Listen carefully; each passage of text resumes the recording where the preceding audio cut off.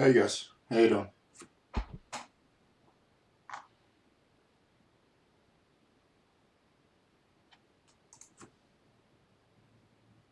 Did you find stream okay?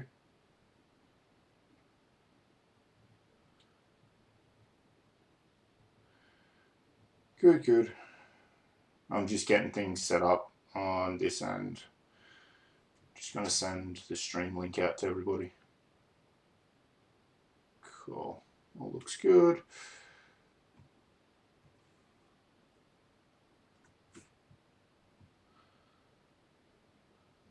You are not first, Mitch.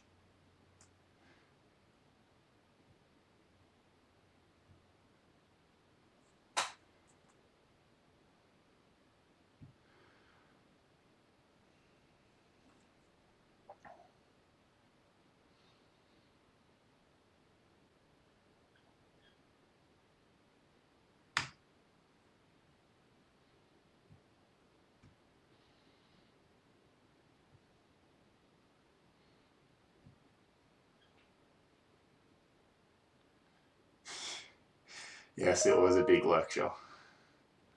Did you get through it okay?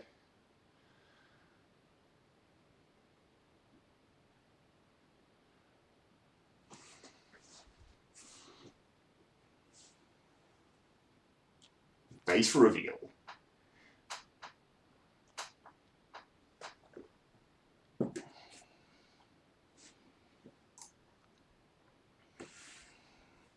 That come up for you, right? The start of the lecture.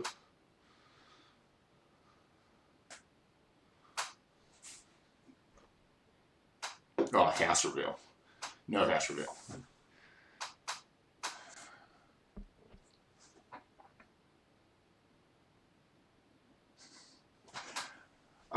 Virtual Careers Expo for a first year. I mean, it's not like it's hard work, right? So there's kind of no reason not to do it, but I wouldn't expect it to be insanely valuable to you yet. Partly because you've got 4 years to go still, and you're going to find things that you really like in that 4 years, and that'll help dictate where you want to end up in your career anyway. So I wouldn't stress about it.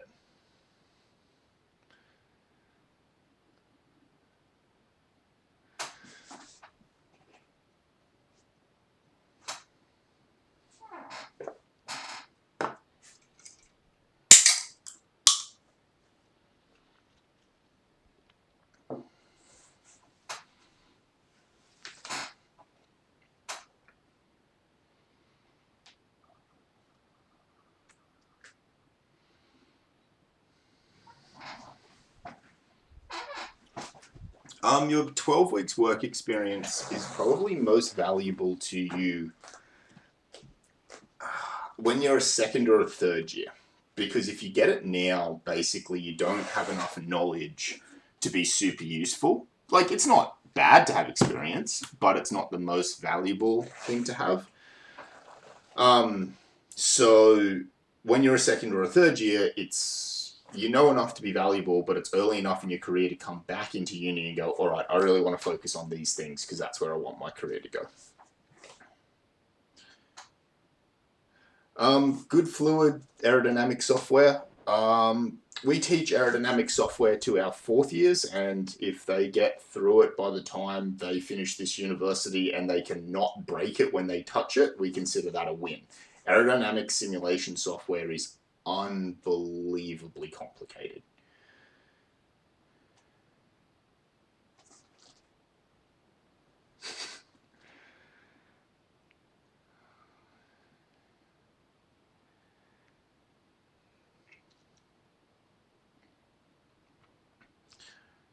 You're going to get some time to talk about your assessment 3 questions partway through this lecture. So hold on to them and I'll answer them all in one hit there. If you're thinking about changing engineering disciplines, would the Career Expo be good? Maybe. Talking to senior students would probably be better for you.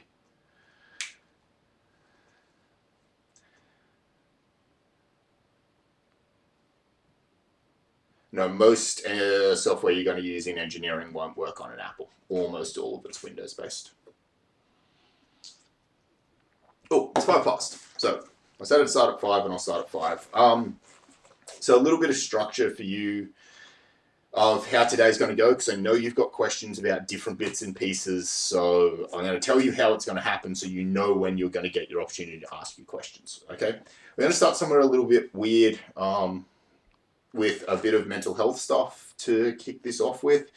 It is a thing that's quite important and is going to become more important for you over the next little while.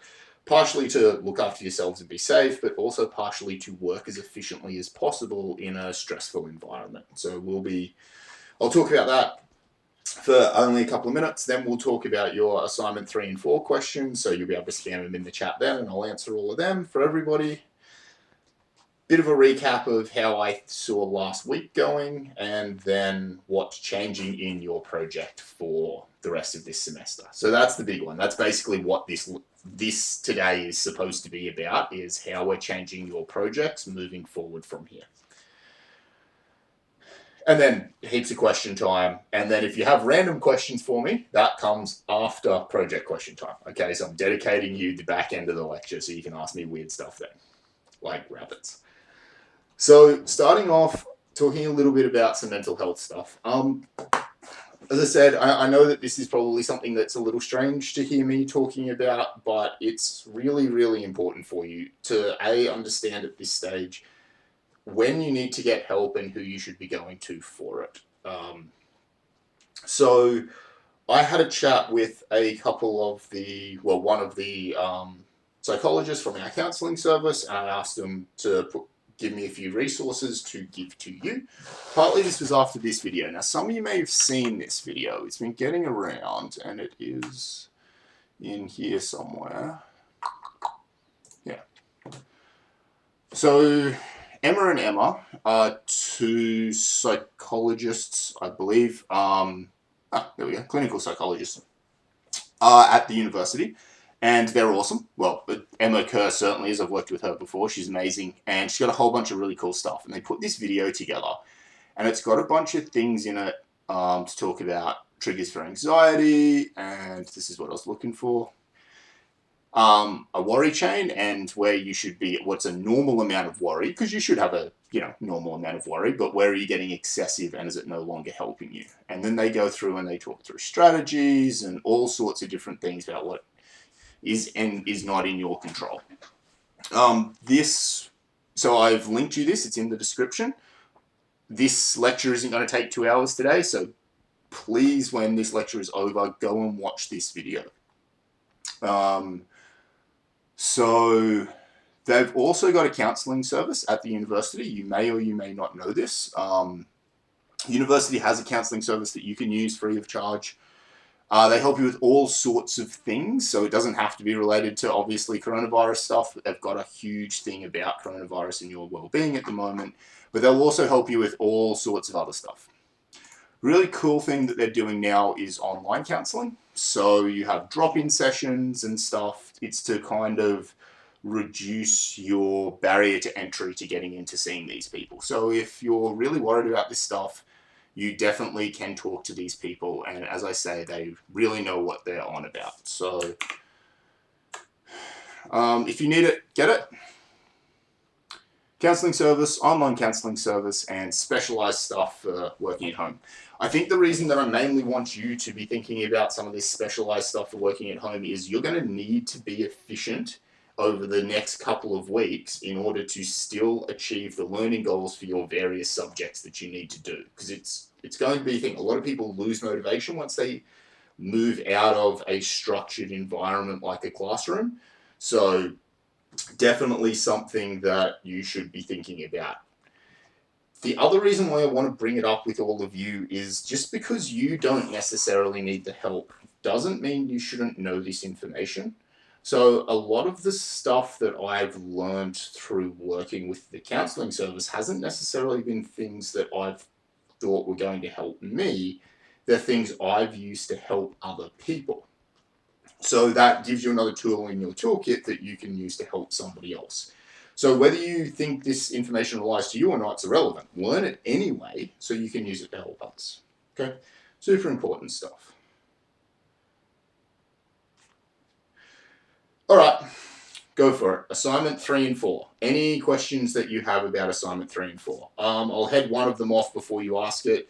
If you don't have an assignment from your own project, get a random one out of the folder. I was going to do some smart things and do some sorting and stuff like that, and I'm not. We've got too many other things on at the moment. So open up that folder, search for your project name. It should bring up loads of different ones. Anybody who named their file correctly, it should just bring up all of them. Pick a random one and just do it.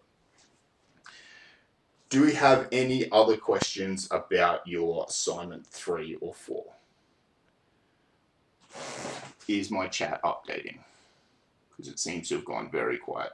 Is it marked out of 5 or 10? 10 or 15, I'm assuming you're saying. This was a typo by me. It used to be out of 15 last year, and I forgot to change it. I've since changed it.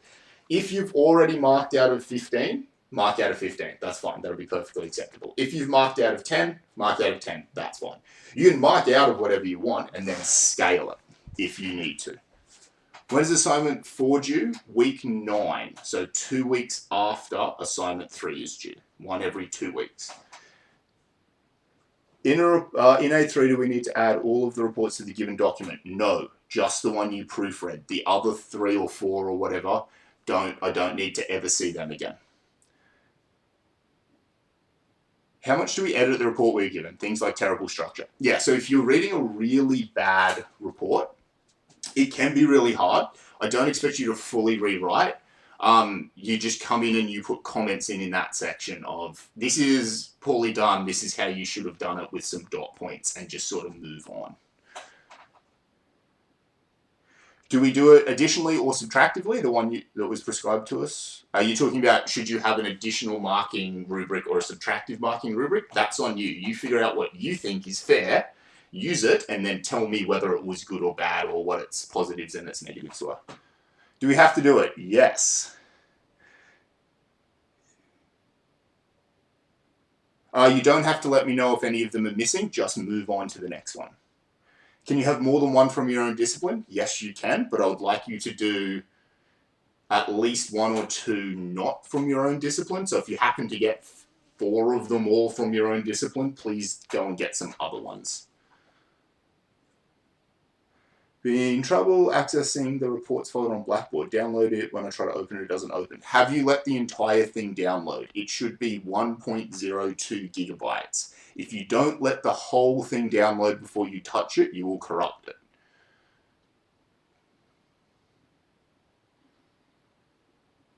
Do you use the Assessment 3 doc as a template?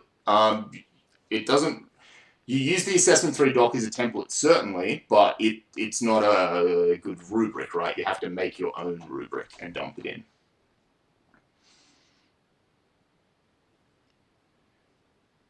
Can your Gantt chart be a separate document in assessment 4?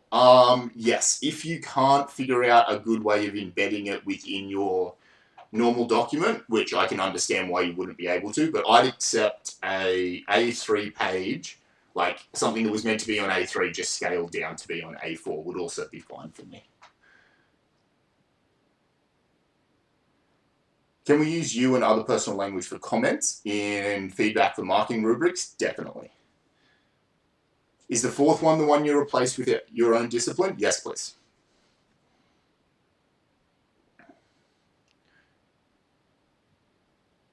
Is there a limit within reason of how long the marking rubric comments are meant to be? No, there is no limit. So if you have a very brief marking rubric, you're probably going to need a lot of comments. If you have a very detailed marking rubric that's super self-explanatory, you might not need many comments at all.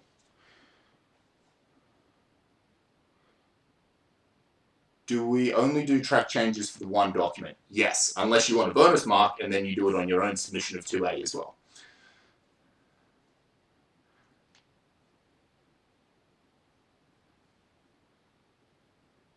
In the first one is report to proofread and mark. Do I need to do that one? Unless you've got an exceptionally good reason not to do the one that I told you to proofread and mark, then please do that one.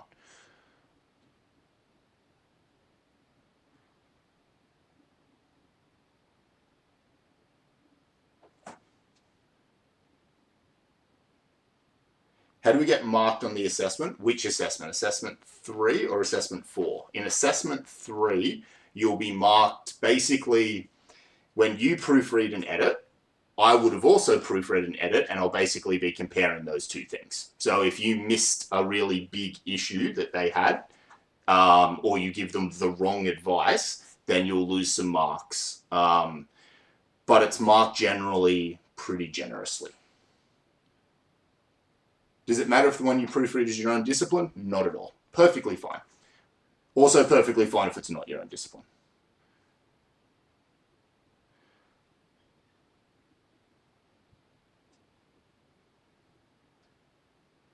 Could you upload 3 docs to assessment 3, including marking your own report? Yes, you could upload 3. That would be fine.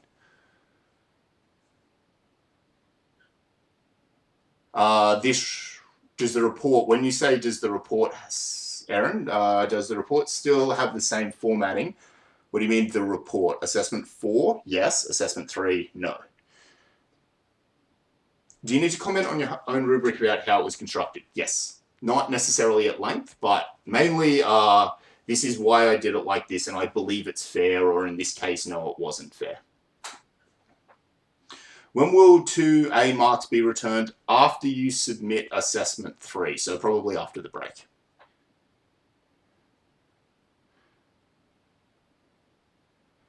Are you being marked on your marking rubric or on your comments? Partially depends. Again, if you've got a big advanced marking rubric, then you'll be marked on the rubric. If you've got a small one and lots of good comments, then you'll be marked on that.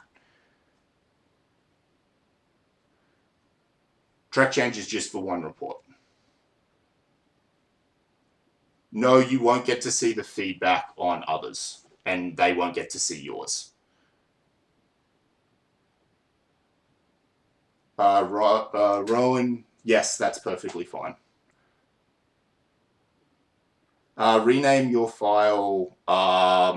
You shouldn't need to rename your file. I think if you leave it named exactly as it was when you... Actually, I'm going to get back to you on that, on what I want to rename your file. That's a good call.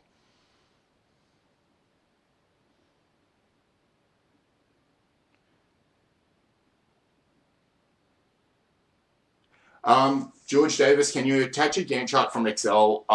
Try not to. Try to put it onto what would have been an A3 page and attach that as a Word doc instead. It's just so much easier to mark.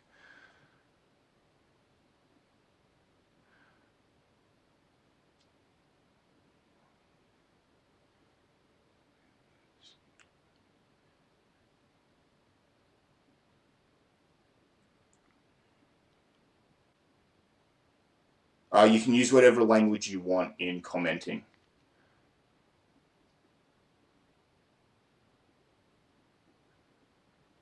Should equations have captions? No, but they should be explained in the text.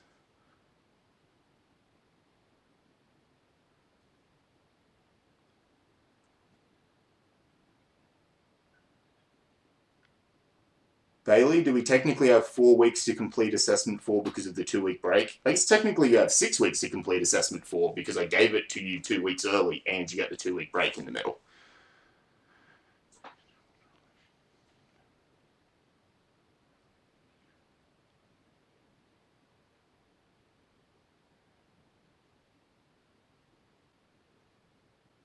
Tash, if any report isn't there, no, you don't have to tell me, just move one to the left.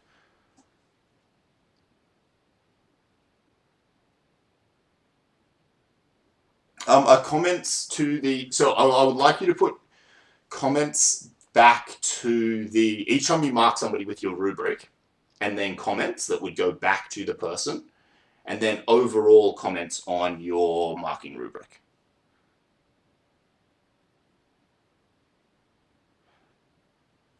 Good question here. So will you be marked down if you don't notice if information is wrong in a report from another discipline? No, certainly not. So if they've messed up an explanation of something that you have no prior knowledge of, that's certainly not going to come back to get you.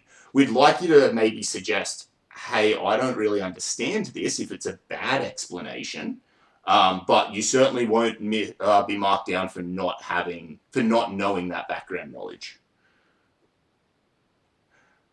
Do you mark down for not following the assessment 2 restraints? You've got to make that call. Whether you believe that that's the right thing to mark them on or not is up to you.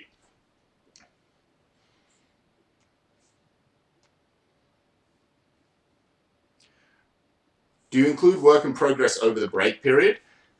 Break period's an interesting term. I would not consider the mid-semester recess a break. I would consider it a time for you to finish off all the work that you didn't finish off in semester. So yes, you definitely include it.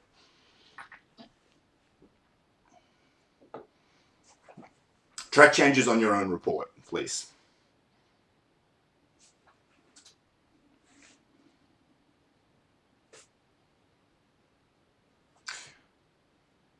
Do we leave the proposed track changes? Yes, you leave them visible, otherwise I wouldn't be able to mark them. Out of the 4 reports, you only proofread and mark 1, and yes, you do resubmit that one. Yes, you have to do 1 from your own discipline.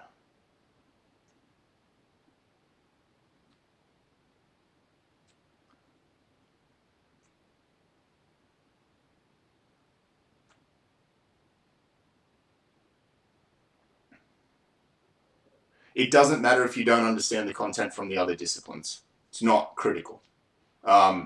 That might be some feedback you'd give to them, though. That whole purpose of that report was such that you should understand the content from that discipline after you read it.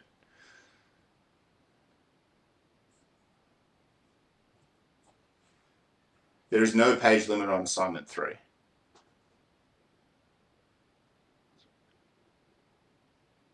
You write 1 marking rubric for assessment 3 and you use it on everything.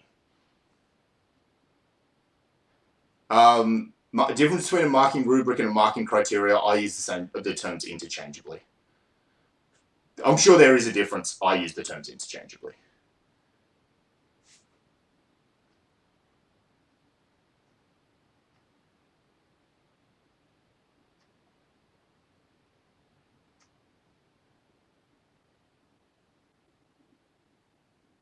Jordan Young, yes, you should. King of Sloths, yes, it does. I'll send an email out which has got more information on how I want you to name it. Apparently that's caused some confusion, so I'll figure that out. When do you get your marks back? Certainly after the break.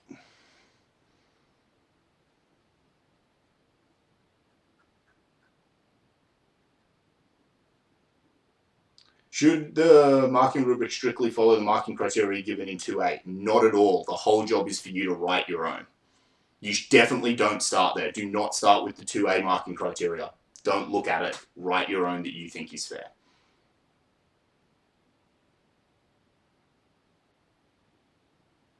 Yeah, I need to look at the zip folder because I stripped everything out of it, but a few people have told me that not everything was stripped out of it, so I'm unsure how some of that slipped through. I'll have a look at it. Have a look at the Excel spreadsheet if you don't know which one to proofread and mark. It says it up the top.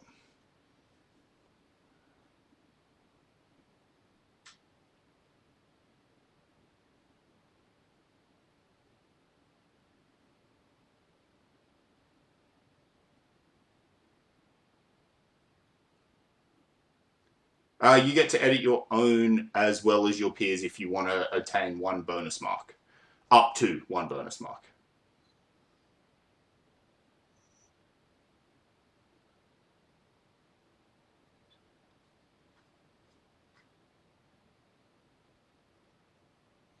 All right. I'm going to move on and we can circle back to these questions in general discussion time. But please make sure you've looked at the Excel document and had a good look at the document and tried to figure it out for yourself first. That is part of the assessment.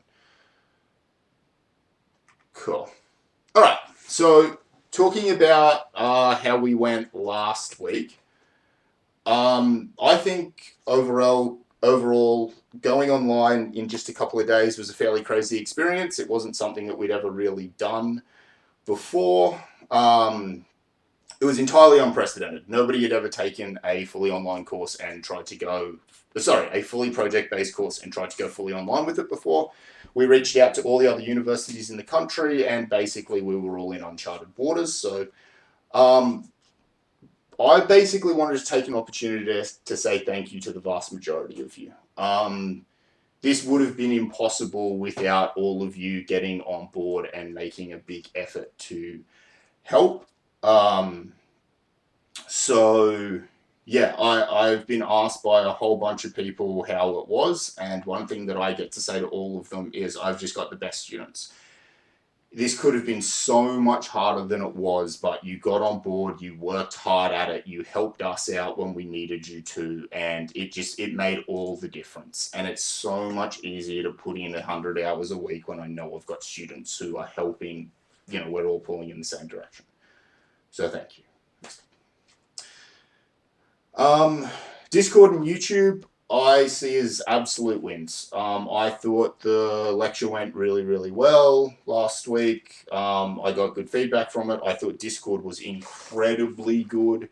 There's no possible way that I could have run the classes like I did without it. It made a world of difference. So I'm stoked about how well both of those things worked. And I was very happy with, again, how you all engaged with the Discord, well, the vast majority of you engaged with it in such a way that made it just worked. It was just easy. So a few lessons that we learned after this week, during this week, was being on time is exceptionally important. That is really, really hard to deal with when you're trying to run a Discord class and people are coming in late and dropping in and out.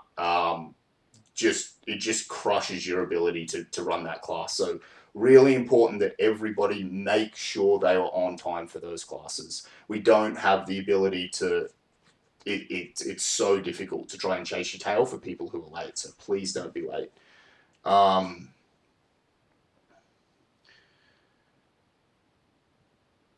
The other thing that we found really useful was people using their chat. So you've all got a chat window for every team. And the more people use that, the more I could give them feedback and help them. People who didn't use that often went off the rails for long periods of time, and it was harder to keep them engaged and keep them doing stuff. So it definitely seemed to be a self-perpetuating cycle. So the more you use your chat, the easier I can engage with you, and your workshop leaders can engage with you. So yeah, keep doing that. That definitely seems to be a really useful thing. Get some headphones if you can. That was very, very obvious when you had people using laptop speakers and laptop mics. The quality is just atrocious and it's echoey and it's hard. So if you can get even earbud headphones, that'll make your life and everybody else's life much easier. I understand that it's complicated, and I actually don't know if you can still buy headphones. I know you can't buy a webcam in a lot of places anymore, but if you can get some headphones, that'll make everybody's life easier. Okay. Anything? No, there is no overall Eng 1500 Discord. It's not how I set it up. I potentially could make one, but I don't have one. Yes, you can use a medical report if you're in education, and vice versa. All right, projects. Let's talk about your projects. So we're going to be making, obviously, a few changes to how projects are going to run. So basically, 1500 is supposed to be designed around you having a big build component, and that's been complicated for the many of your projects, and many individual teams have found complications in the fact that we're meant to build a thing. Not being on campus and self-isolation and all that kind of junk makes this stuff a lot more difficult. There's obviously a huge chunk of you, though, who still desperately want to get the original 1500 experience and go through the process and get your money's worth and everything. So this becomes a bit of a complication because we ended up in an area where we've got high uncertainty, i.e. the rules keep changing what our constraints are. We never planned to do this, so I never wrote these projects in such a way that they could easily be taken online or taken individually or anything like that. And this leads us to a high risk scenario, which is bad. So in order to help get around this high risk scenario, what I'm doing is providing options. So trying to have one solution to this problem is bad because it's such a high risk scenario that one thing changes or it doesn't perfectly suit one person. We end up with a bad response. So we're going to give you options in order to solve this problem. So option one is the business as normal option. Basically, you as a team still do your project to the absolute best of your ability within the new constraints that we have. And for a lot of you, this isn't going to be a big deal. Software projects, for example, shouldn't be a big deal, right? You can still do almost all of that. We'll change the testing procedure a little bit. Test day will change slightly. We'll send you some instructions, get you to maybe film you building your tower or building your device and testing it and sharing it with us as a video. But other than that, the project basically stays the same and you get the genuine Eng 1500 experience. You just get it from the comfort of your own homes. So that's an option that we're going to be leaving on the table, and it's going to stay pretty much as it is apart from a change to testing procedure. So if you've got a workshop at home or whatever, you get to still do that. So that's option one. Option two is that we switch this from a design and build project to a design and report assessment. So basically, you still do the design work that you would have done for your normal project brief. But instead of building it at the end, you write up the documentation as though you were to be outsourcing the build and giving it to somebody else. So you design it all, describe it, give me whatever is appropriate for your project then. If that's drawings, whether they're just hand sketches or technical drawings or CAD models and simulations, all of that. Bill of materials, you need to buy all of these things, and then a set of assembling instructions. Assemble this, assemble this, assemble this, put it all together, and you will have your device. This may also include, for those of you doing Arduino projects, you give them the code, right? You'd write all your code, you'd give it to somebody. You'd also put in pseudocode and UML diagrams that go with it to explain this is what the code does. And then you'd give that to somebody and they'd be able to do that actual bit of build process. So there'll be whatever there is that's specific to your project that you'll be asked to put into this documentation that you'd be able to hand over. Basically, think milestones. Think the milestone task that we've been asking you to do each week anyway. That's all the stuff that goes in this document. That's where the vast majority of the project work actually is regardless. So it's just whether you build it at the end or you hand it to somebody else to build. The reality of it is, as a practicing engineer, you'll build very few things yourself. You will design them, make a design report, hand it to somebody, and they will do the build for you. So this is actually a far better representation of what your job is going to be in reality anyway. So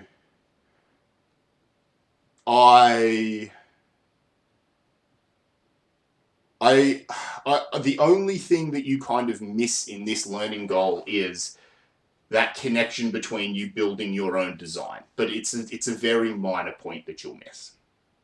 And then you make a team submission. So this wouldn't be individual reports. This would be your whole team put this design report together and submitted it instead of your project.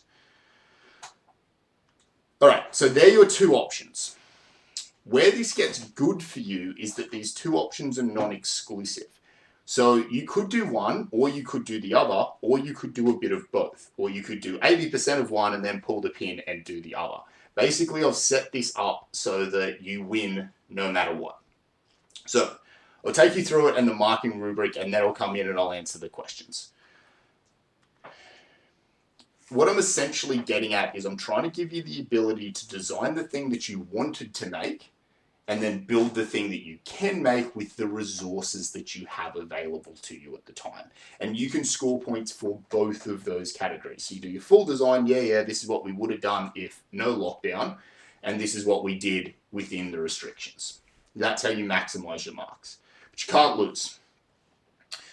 All right, so I have a spreadsheet and I'll show you these equations actually working for you, but to tell you what they are, basically you'll be able to have a design report that you'll get marked, you'll get a percentage mark for that, and it'll be multiplied by 30. So the project assessment 5 in Eng 1500 is out of 30. Design report times by 30, there you go. That can just be your straight up mark. But it gets a little bit more complicated, so I'll go through this bit by bit. Design mark, your total mark, sorry, is going to be your design mark, so what you got for doing the design report, plus 30 minus your design mark. So this is basically the amount of marks you lost. So wherever you didn't get 100% in your design mark, you can then basically make those marks back with your project mark. So I'll show you this in practice. It makes heaps more sense if I have an equation. All right, so basically 100%, if you just pull the pin now and you do a full design report and you don't work on your project, you don't build a project at all, you get 100% for your design mark. Out of 30, you get 30 for your final total mark. All right, this makes sense. If you go the other way, and you do the business as normal option, you don't submit a design report at all. You just do your project and submit that on test day, and you get 100%. You get 30 out of 30. All right. So this is option A and option B being exclusive. Where it gets good for you, let's assume you do a pretty rough job of the project and you limp it across the line at 50%. You also have a crack at a design report and go, okay, here's all the things that we would have done differently, or here's how we originally tried to design it. And you don't do a great job of that, but you do an okay job of that. And you get 50% there as well. Total mark, 75%. Okay? So this is how you can't lose, right? You do a really good job of the design project. You get 80% for it. And you make a project that links you over the line. Bam, 90% in the course. You do a good job of both, 80 and 80. 96% total for the project. All right? So these add together. You're stealing marks back. There's no way that you lose under this equation. It's deliberately designed that way to be nice to you. I understand that this is a stressful time. So I wanted to put something together that allowed you to min-max. If you wanted to min-max your scenario, you'll be fine. If you wanted to have a crack at both, you'd be fine. But also, if you just work on your project and get to the point and you, I don't know, can't buy a critical component anymore, or you blow up a sensor shield and you don't have any left because you wired it back to front and your project just halts, well, that's fine. You can still dump all of that work into the design part and get all those marks anyway. So it's a safety net for you, as well as a maximum mark, as well as giving you the flexibility to min-max into either scenario as your team desires. This should allow us to compensate for different projects that want to work differently, and different teams that even within a particular project that might be going, almost everybody does a design instead of a build, and you go, you know what, I've got all the resources here, I still want to do a build, you do it, you do well, great, you're going to get the rewards for it. Also, we'll change these marking criteria very slightly at some stage to allow you to score 33 out of 30, because I love bonus marks. Bonus marks are the best. Cool. Yeah, safety net. Awesome. Okay, so we spoke about this. Some projects are easier to design, some are easier to build. Both are now covered. Some teams will find it easier to do one or the other. All options are now covered. You'll get some more strict requirements for what needs to go in your design report around about week 8. Not sure exactly when. But they're going to align heavily with those workshop milestones we told you to do. You know how I said we're probably going to mark them? Well, what we're probably just going to do is anything that we said that's a milestone that we said we were going to mark, basically that becomes the marking criteria for your design report. So there it is. You get it ticked off in week 8 or whatever. It's coming. You know you've secured those marks for your design report. Well done. I'll get you this documentation as soon as I can. I only got it through final approval today, so I'm working on it. You may also notice that these slides are hacked together pretty quickly because they were. My intention here not only is to give you more marks, it's also to reduce your workload. Okay, that's my goal. All right, let's go. Do we still get a budget? Yes, you do. Is the design report to be written following the same format as our first report? Your design report won't be heavily weighted on its formatting in any way. So it's really a project mark. So you've got other assessments in this course to assess your report writing ability. This one's not there to assess your report writing ability. So it'll be any way you can communicate the information effectively. When considering the highest mark possible, is it best to do both options, with one being good and the other being okay, or not to do the option we aren't confident in? You can't lose by doing the option you're not confident in terms of marks. The only thing that you could do is burn a little bit of time. The argument that I would say is in your favor here is it's almost always easier to get the first 50% of marks in an assignment than it is to get the last 10%. You know, it gets harder and harder and harder. It's diminishing returns as you get up towards 100%. So, yeah, you interpret that as you will, but I'm trying to make it easy for you. Do you get extra marks if you build it? No, you won't get above 100%. Well, you can get above 100% by doing either of them really well. I'll give you bonus marks either way. So the idea is both are perfectly acceptable. Can we do the design report and the build as a group? 100%. Both the design report and the build are team activities.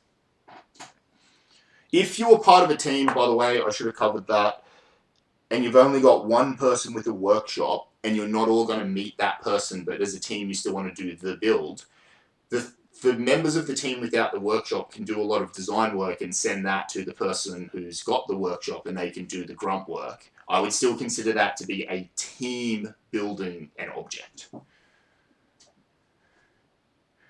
How would the design report differ from the final report? The design report's more about what it is. The final report's going to ask you more to justify what you did and evaluate those decisions. So in the final report, I'll be expecting a lot of, we did this. No, it's not so much what you did, but more why you did it and was it a good idea? Where I'm expecting a lot of you to say, no, this was a bad idea, restarting, I would have done this differently, with your lessons learned. That's fine.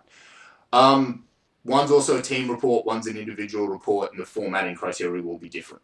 That being said, will there be overlap? Oh yeah, there will be lots of overlap, and I'm okay to just let there be. I'm just like, yep, that's fine, there's going to be overlap.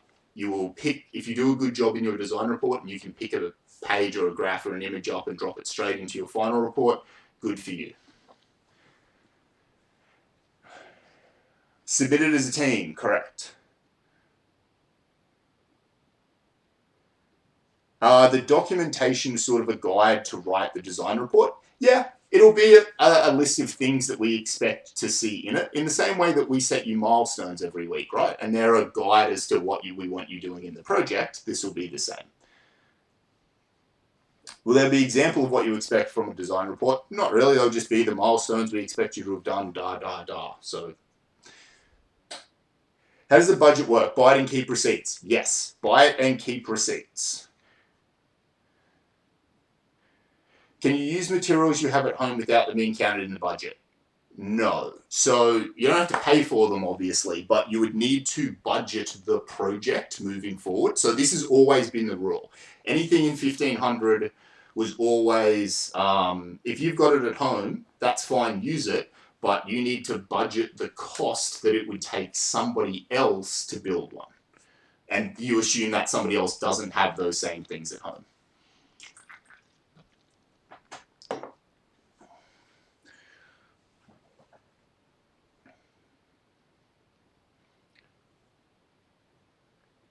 If you do both, could you split your team into 2-2s? Yeah, go for it. You make that call as a team. That's on you.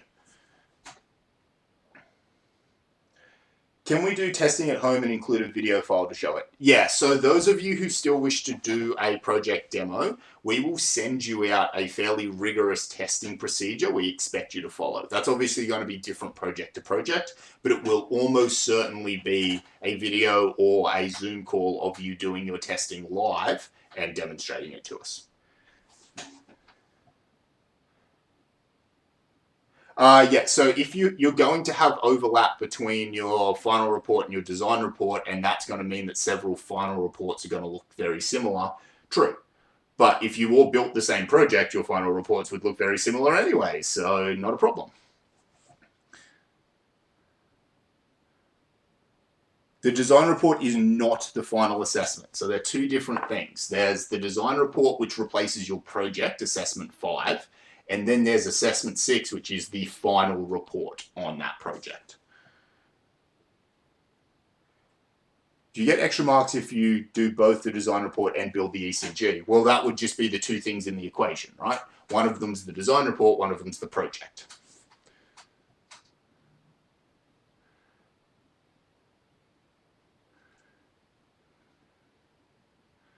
For the mechanical project, you will not need an electric generator. We will be reducing the wind speed that you have access to, and we will be asking you to just build it without a generator, and we'll look at its spinning velocity. The design report will be a team report. Your final report is individual. You will not submit anything as a PDF in this course. The sandbox project will be heavily biased towards the design report, I would say. There might be things, again, that you can build and do at home, and you can show and you can demonstrate. And if you can do any of that, great. We can count them in the project mark for you still. But yeah, probably heavily design report based. Can software do it, OG? 100%.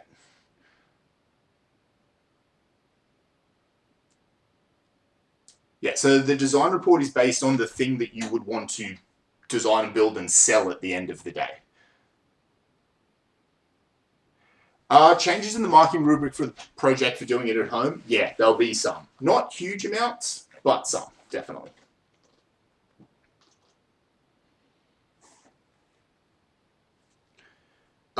Again, in terms of what needs to go in the design report, your weekly milestones are what you should be thinking about at this stage.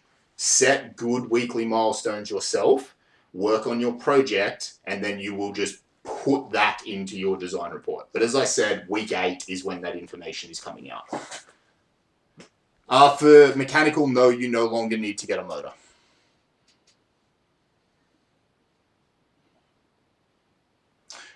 With the budget, do we assess for the base cost of materials or for the amount it would cost to put one? I need both numbers. How much it costs you to build one, how much it costs you to build another one, and then how much would it cost you to basically build 1,000, which will compensate for all of those other bits of budget. Final report is individual. This is all in the course outline, right? Like none of the other assessments have changed. The only thing that's changing is that instead of a project, which it used to have to be a physical object that you put on the table, now it can be a report.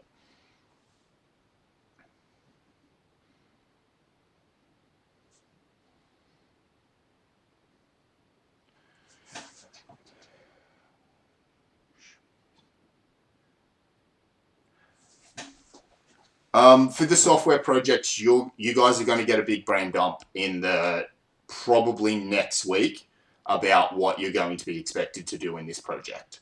So we're already looking at transitioning you into a system like this anyway. Don't worry, we've got you. Just keep doing what we're telling you to do week to week, and then we're just going to ask you to bundle that up. You'll be okay. I understand it's confusing at this stage and you don't have a lot of direction. I know. You will be okay, though.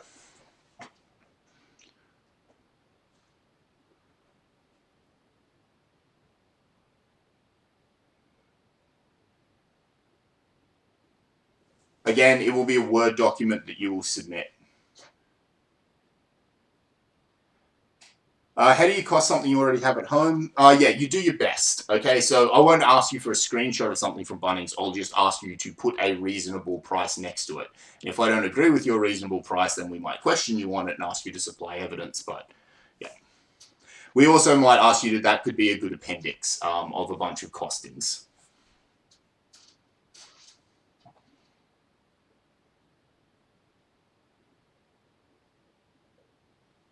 Yes, if you scavenged anything, you need to account for it in the budget.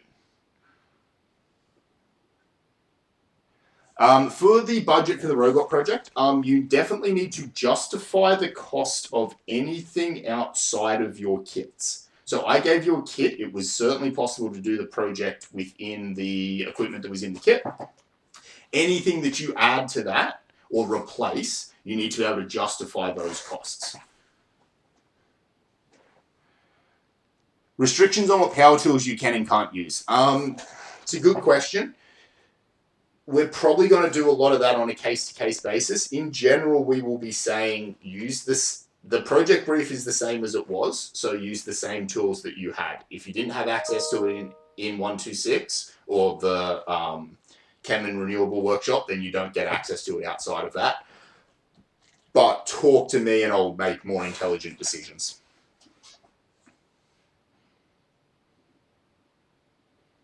Do we have to have 4 milestone tasks a week? Yes. Minimum 4. You can have more, but you need a minimum of 4. Robot projects and printed tracks. Yeah, that's the one that scares me about, well, that worries me about the robot project. That and you blowing a motor up. If you can print a track, great. Wonderful. Do the project as it stands. Smash it. If you can't print a track, then you'll supply all your code and you'll do the design report.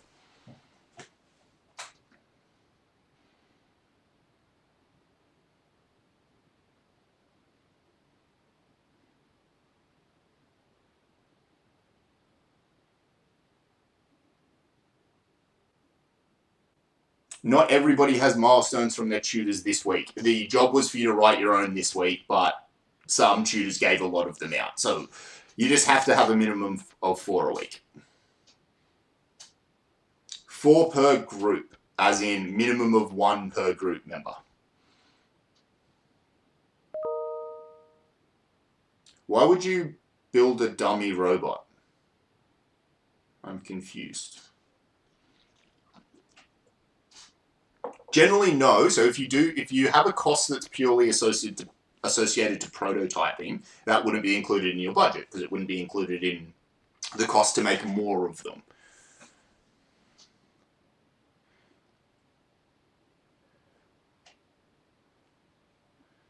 If you were given milestone tasks by your workshop leader, you don't need another 4. You just need 4 total. Replace parts because you blew something up included in the budget. Again, I'll ask you for the budget to make this one, which would include all of that, but also the budget to make a new one, which hopefully you wouldn't blow up motors the second time around. So no, it wouldn't include those numbers.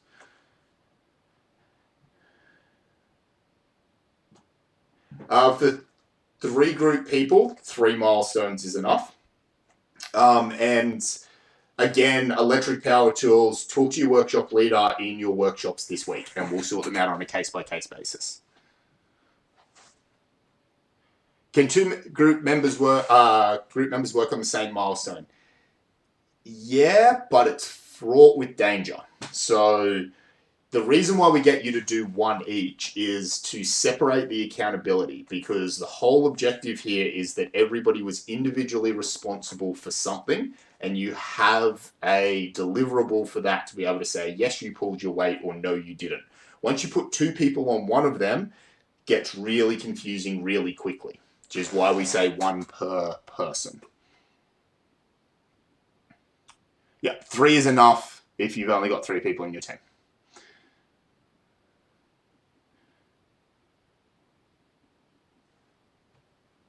You should have put together milestones this week during your week 5 class to be ready for your week 6 class.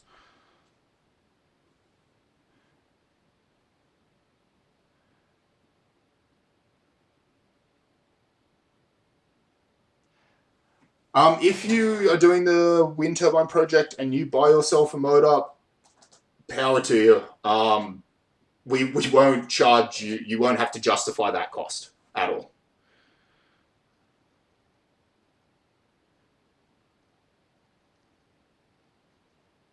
So if you do the design report, will the final report be the same? Definitely not. So the design report is very much the what, and the final report is very much the why.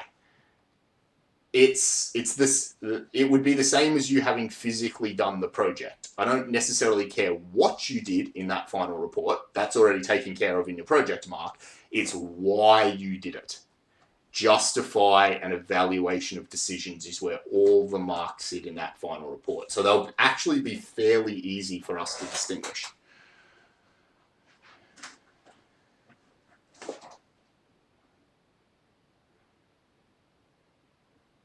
Is there a chance that marks could get mixed up if two students have the exact same name? No, we don't use names. We use student numbers always for that.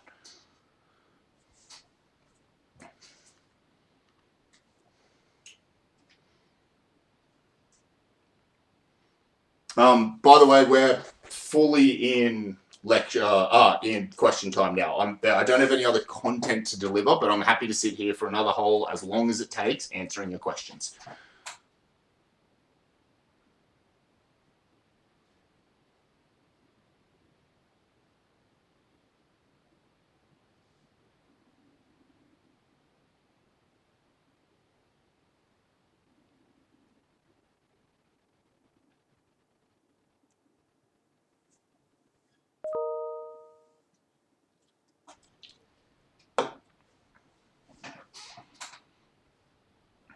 Do I have any more questions? Any more reasonable questions?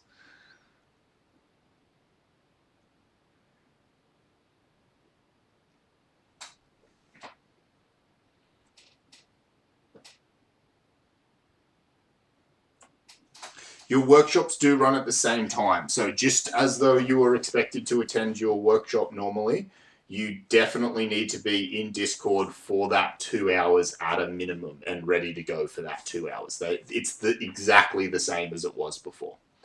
Discord just allows us to check in on you outside of that time as well.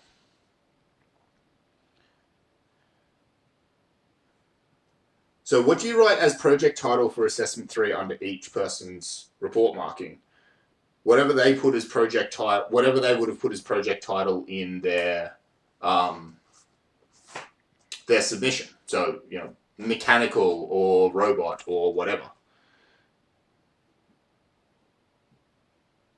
Yeah, well, okay, so have I finished the lecture already? You know there's a 2.5 hour report writing lecture, right? That went up on Monday and went up on Saturday night that you need to watch. This is just the Q&A live stream. But also, does anybody have any questions from the 2.5 hour report writing lecture? Robert Turner, you're in a group of 2. Please grab us in the middle of your next workshop and make sure that me and your workshop leader know that. Yes, you will only need 2 milestones, and we'll need to think about making sure that we're asking you to do reasonable things. The tank for civil, the tank, it is included in your budget. You've been given an extended budget. Do you need to fit it in the packing space? No, it will be considered to be a separate product sold on the bench.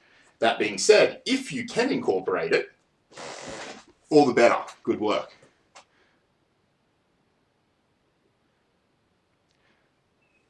What if the report we're marking has material copied straight from workshop tutorials or Blackboard material? My strategy in this scenario is you ignore it. So that was information that was available elsewhere. I just don't read anything that comes straight from Blackboard or a workshop, and I just start reading again when they get back to their own work. That seems to work pretty well. You can't earn any marks for anything that you directly ripped from somewhere else.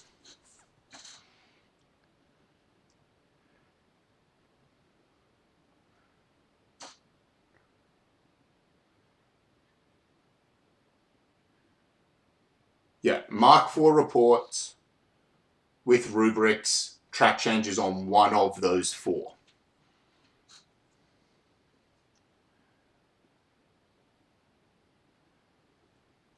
So the structure to how to do the set up the final document is you get the assessment 3 document and you just fill in the information on the pages. You obviously delete the first page and then you just fill out the rest of it.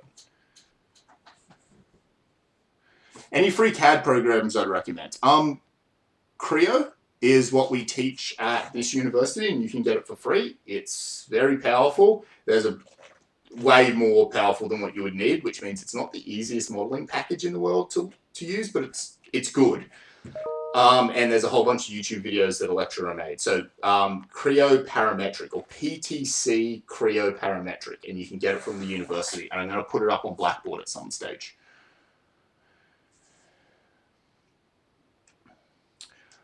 With the Aero Altitude Accord Scholarship, this is a great question that I don't know the answer to yet. I'm talking to them soon, and I'll get back to you.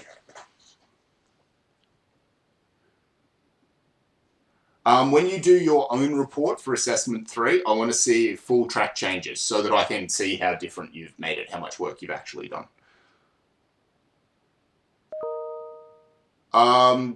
You don't need me to sign, for Strand 7, you don't need me to sign, you just need to email it to Strand. And I need to start replying to Strand because they're getting angry at me for not replying enough. How do I stay awake? I figure you guys know the answer to that already. Assessment 5 is not individual. No. Assessment 5, your project or your design report, is still a team activity. It's assessment 6, the final report, that's individual. So if your group is separated and some people have access to a workshop and others don't, I'd expect those others to work really hard in the designing phase and give instructions and things to those who have the workshop materials and still work as a team to the best of your ability.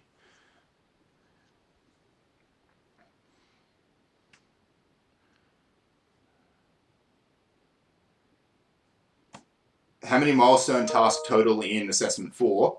4 per week up until that point. Images from the labs inside of a report might be acceptable. It depends on that particular image in that particular report. Does the rubric have to fit on one page? No, but if it doesn't, that may be a little excessive.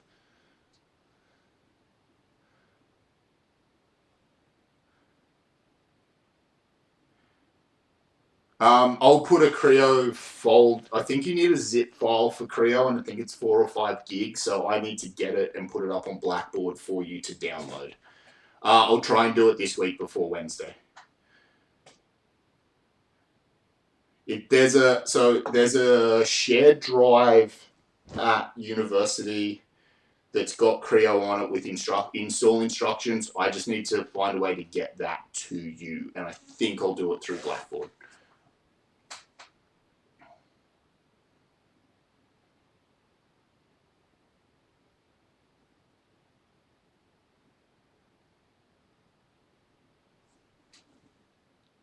Oh, Conrad, did you get a link already?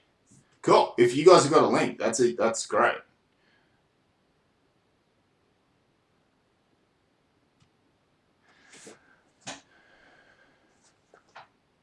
Oh, awesome.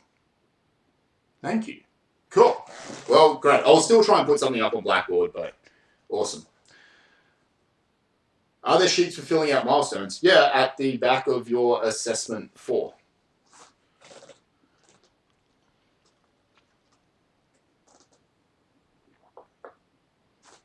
Links don't show in chat. Okay, Conrad, can you email that directly to me and I'll email it, I'll post it somewhere.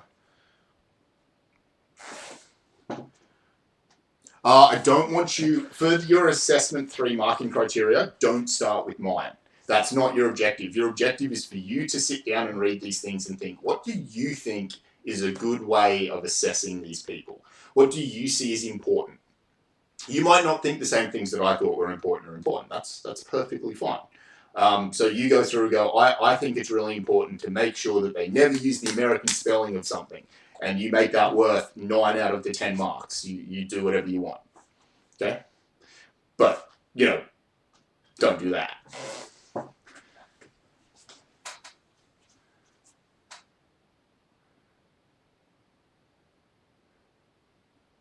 No, there is no page limit for the Assessment 3 report.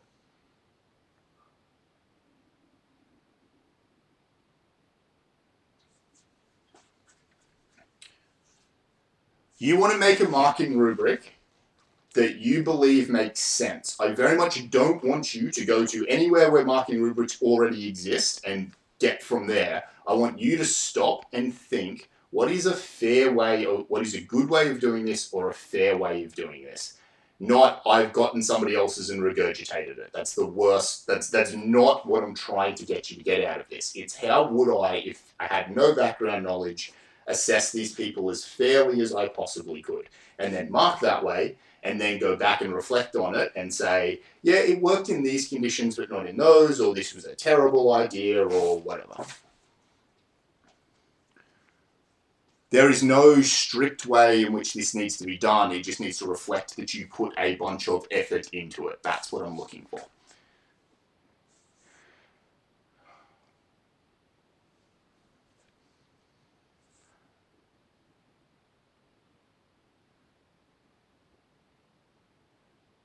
The spreadsheet is up in the Assessment 3 folder.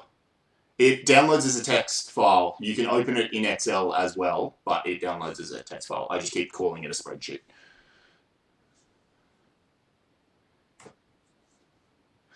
So, in Assessment 3, how do we determine that they have supplied us with relevant information if they're from a different discipline?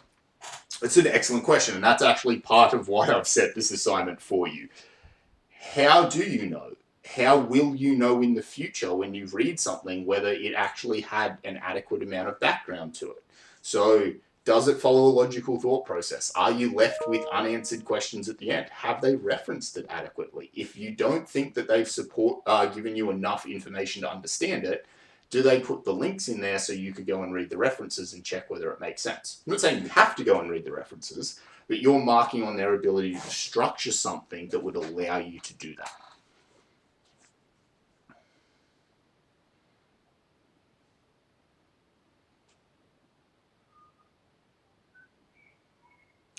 So, does the marking rubric need to also follow the aim of the whole project? So it is not all formatting things. Do you think it's fair to mark somebody entirely on their formatting? Do you think if that's the way in which you assessed people, you would end up with better students?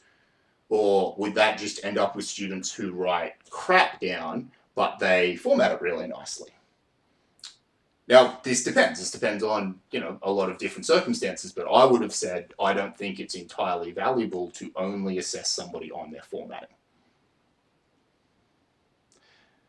Are you allowed to use the constraints I gave you? If you think that they are constraints that deserve to be in there, then you are more than welcome to use them. But if you want to justify why they weren't fair constraints, which you may interpret them as unfair constraints, you don't have to use them. You making that call is what this assessment is all about. It's on you, make the decision.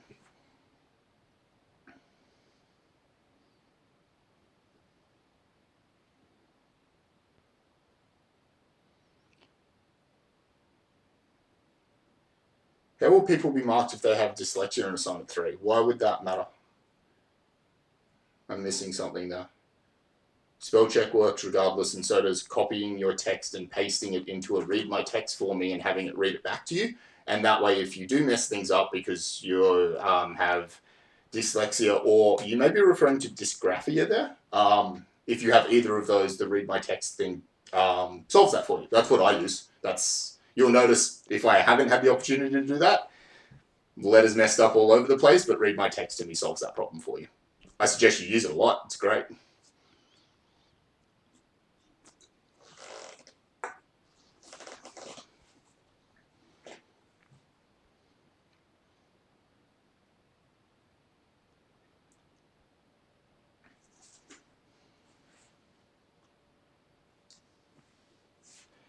Can we read other discipline workshop notes from the workshop leaders? I mean, you can. I wouldn't expect you to have to. I would expect that either they've done a good enough job to teach it to you within the report, or they haven't, and that's what you're marking, right? You're not trying to mark were they technically correct. You're trying to mark did they do a good job of explaining it to you.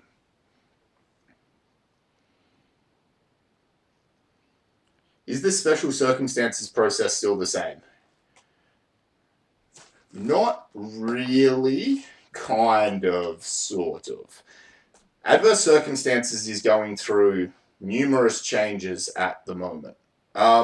What is still the same is submit on time regardless, and I will mark you with compensation for time lost, or consideration of time lost. So same deal as always in 1500, no extensions, submit on time and say, oh yeah, I lost 4 days as a result of blah happening, and I get to go, cool, not a problem. Yeah, you clearly didn't proofread this assessment, but you clearly would have if you had the 4 days to go. Not a problem, scale your mark up to compensate. So all of that's still in place. So, I don't know if this is official or not, but I'd be keeping lookouts from the whole, the university as a whole, because they are changing what constitutes what you need to get special circumstances or adverse circumstances. You no longer will need a doctor's note for something that you can write a stat deck for or something like that. I'm not exactly sure what the new wording is, but the amount of evidence you need to provide to be considered is being changed. Okay? It's being relaxed. Because obviously we don't want somebody clogging up a doctor's office because they had a headache. Like, that doesn't make any sense.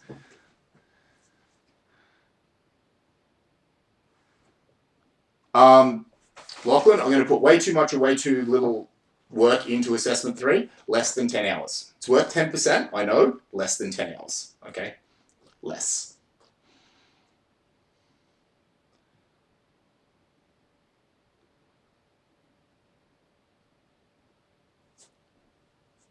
Okay, so if you're editing a report and trying to adjust figures and things and it's really messing things up, that's where comments should be used.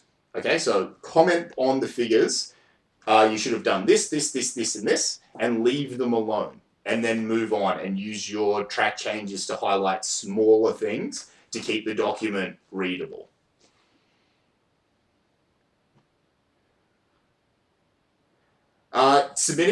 For assessment 3, you submit 1 or 2 docs to Blackboard. The reason why I've given you the ability to submit 1 or 2, it's slightly better if you put your marking rubric and your proofread version together. That would make life easier for a marker. The issue is that then puts track changes for most people across the whole document, which is really annoying because you don't have track changes in half of it and you do in the other half. So if you want to submit 1 document which is all your marking rubrics, and then 1 document which is your proofread thing, you can submit that, okay, as 2 separate documents to Blackboard.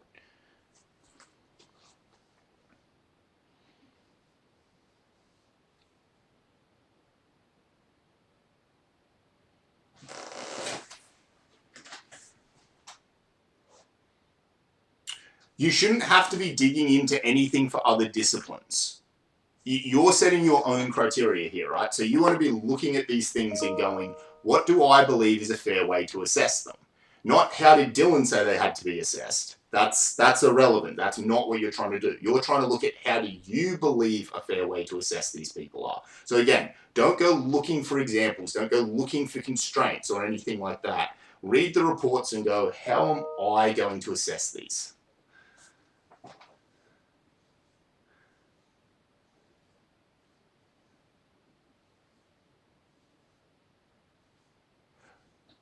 Okay, so you've been given a non-failure for any course. So I wasn't sure if this had come out yet. So this is the thing that I believe, obviously at least some of you know about it.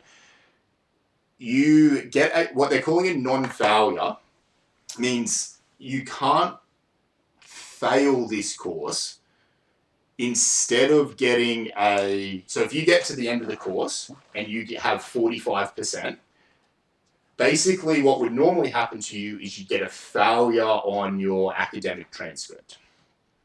What you will get now is a non-failure, come back next year and do it again. And when you do it next year, that non-failure will be replaced. You don't automatically get a pass, You're just not given a permanent F on your transcript. You also have to pay for the course twice, I believe, if you fail it still. So don't consider a non-failure to be an automatic pass. It's just, you're not going to have to live with it for the whole rest of your life because you failed a course this semester. That's my understanding of it at this stage. But please view the official documentation for it. Okay, if you've got a report that's got the same mistake over and over and over again, correct it the first time, correct it the second time, put a comment on it the third time saying, you keep making this mistake, please, I'm going to stop highlighting them. Please go and search for this.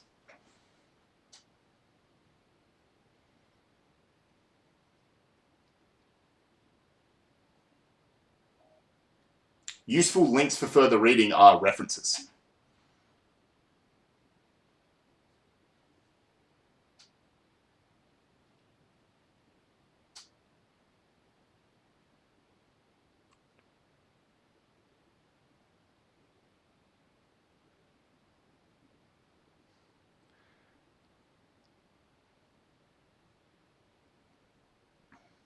James, can you check that the download was 1.02 gigabytes?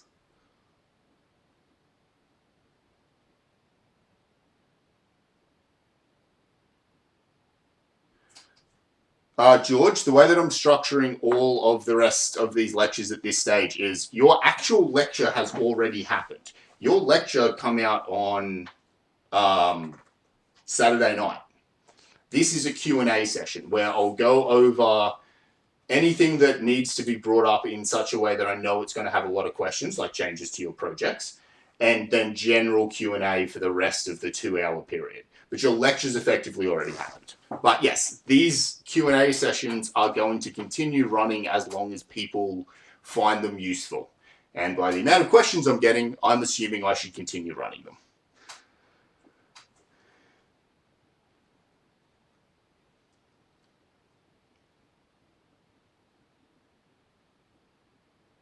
Anton, they were covered very rigorously in the week 3 and week 4 lectures. You can't access the folder on Blackboard at all. Really? Okay, James, send me an email and I'll have a look at it for you.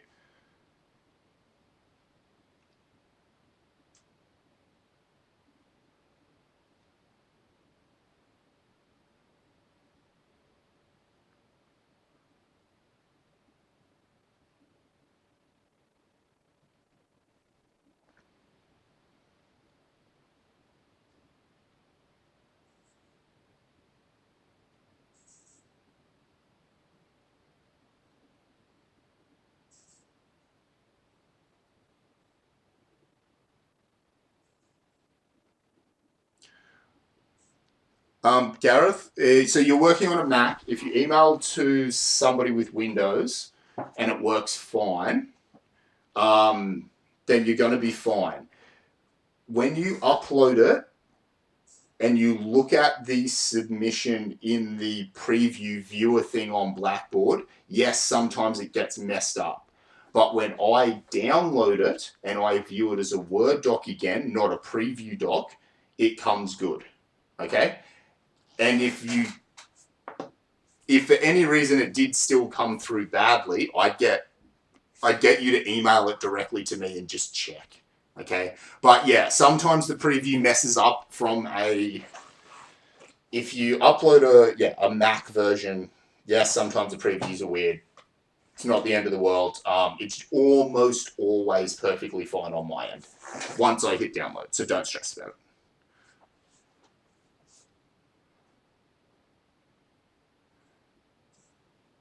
So you can view your own preview on Blackboard. You can view something that you've submitted.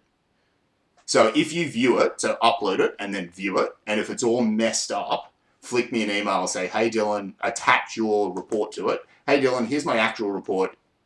Looks fine on my computer, but it's clearly munted in the online browser. And yes, I've checked this with my friends on Windows computers, and it's fine, damn it.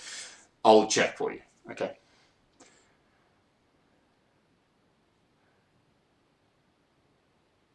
No, you can't pick which report you do track changes on. The spreadsheet should tell you that. Like right up the top left, it's the first column says this is the one, should tell you that that's the one that you proofread and edit.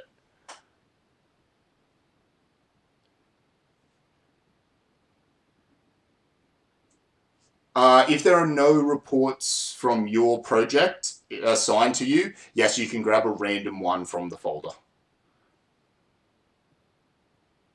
Ah, good to hear, James. It all come good.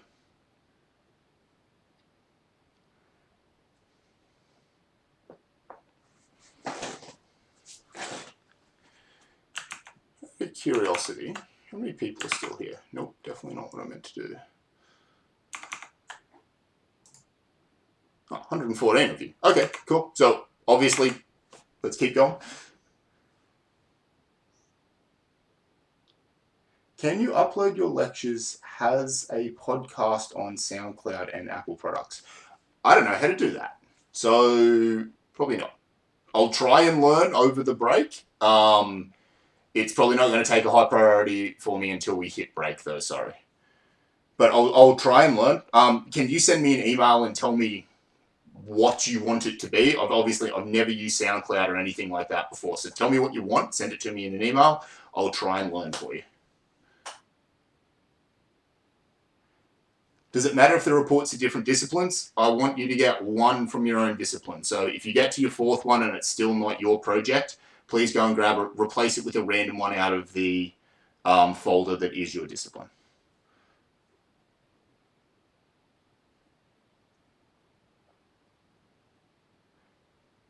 The A3 document said to proofread the report we ranked as 1. Do we still do that? That's definitely not what it was meant to say. It's the first one in the spreadsheet. It's the first column there, but it's not meant to be the report you ranked as 1. It's just the first one from the spreadsheet. Just have a look at that text document or the spreadsheet. Podcast would be amazing. Okay, I'll try and learn how to do it.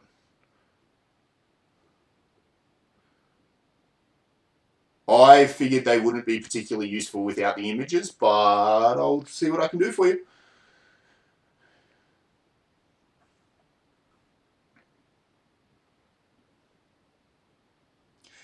Mechanical and aero count is the same discipline? Yes. I'm going to say yes. So your content's exactly the same. So yeah, let's say yeah.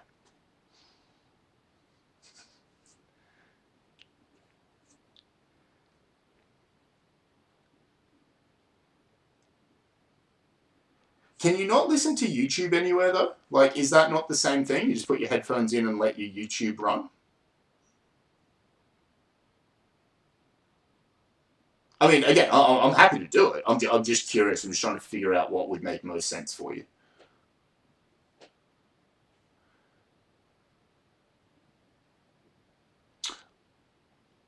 Okay, yep, that's fair. Uses a lot of data.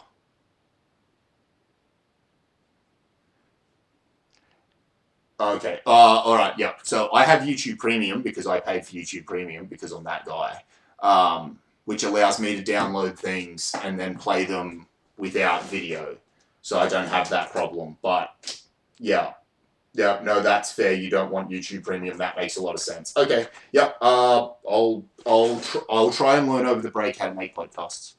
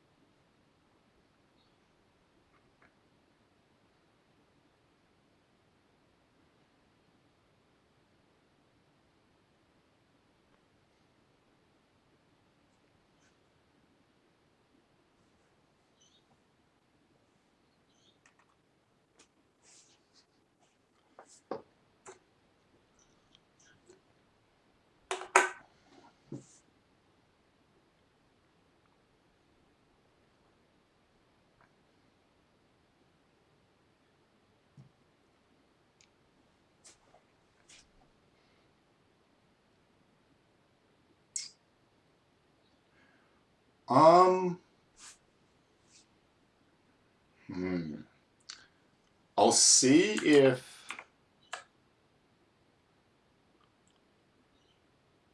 All right, I'll play around for a while and I'll see if this allows me, not now, to make a recording at the same time that I stream and not drop any frames. Hey, I didn't drop any frames. If it does, what I should be able to do is make the live stream that goes to YouTube and then just make an MP4 that I can put up on Blackboard, and you should just be able to download as an MP4. And then you should be fine, right? Would that work for iOS people if you just had an MP4 that you downloaded?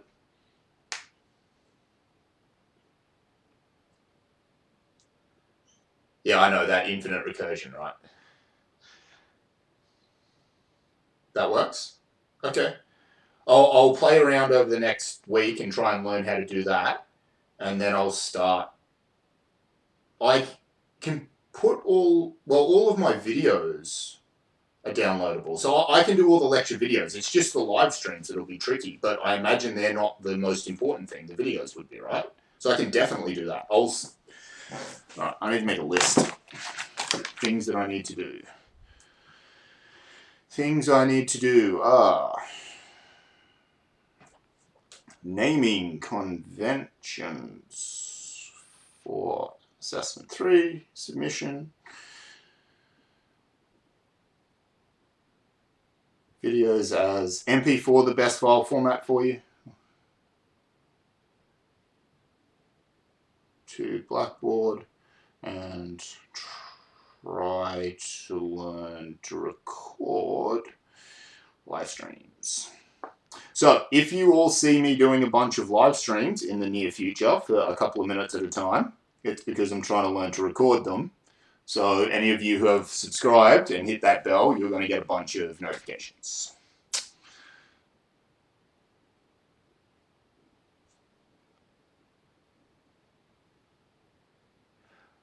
Zach, with assessment 3, if the first one isn't there, slide them all to the side. No, nothing else you have to do. Don't tell me. You don't even need to tell me. Just slide them all to the side.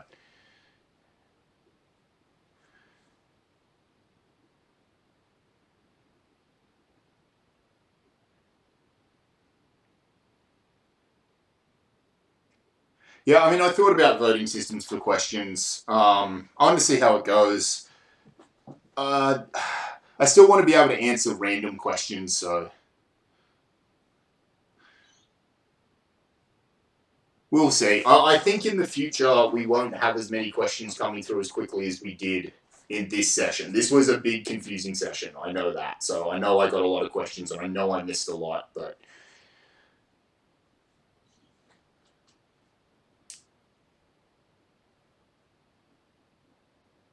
good. I'm glad you like them. More than happy to do them. Out of curiosity, for those of you who are still here, all 99 of you,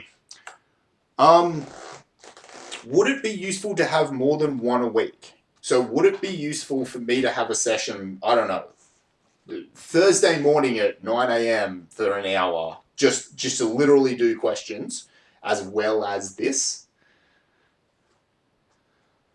Or Friday night or something like that? Yeah, try and put them, if you get this on a Monday and then you get something on like a Thursday, that would only leave you maximum of 3 or 4 days in between.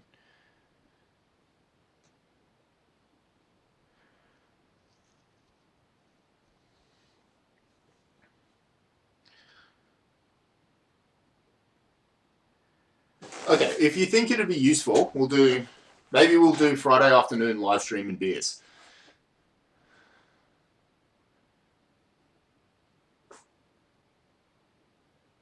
That's a good call. Really useful to have a summary of important questions to save watching all the video. Well, I mean, I won't necessarily know the important questions, but what I can probably do is I'll try and put a few slides together, which has got, hey, here's all those emails that I got throughout the week. I kept getting these same questions over and over again. And I'll try and put them together and do a little bit of it structured and then just randomly answer questions as they come in.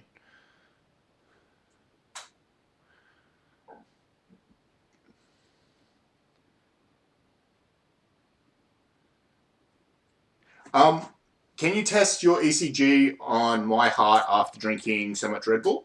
Students did this last year, and I've done this test before as well. So my heartbeat definitely increases. So they did it around my morning energy drink that I have instead of having breakfast. And whilst my heartbeat certainly increased after drinking that, if I didn't drink anything and came to work, my heartbeat increased anyway, and we couldn't get a statistically significant difference between whether it was the Red Bull putting my heartbeat up or it was simply stress from being at work. Because it turns out, real stress throughout semester.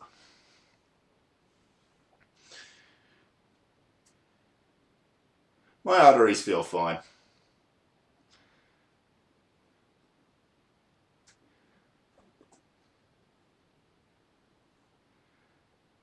I don't need another job. I have too many of them already.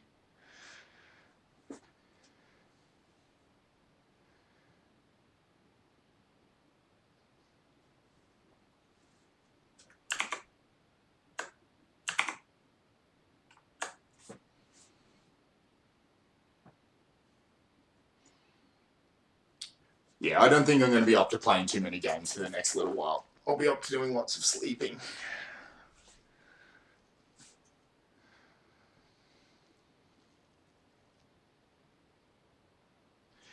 Do I work on stuff outside of Eng 1500?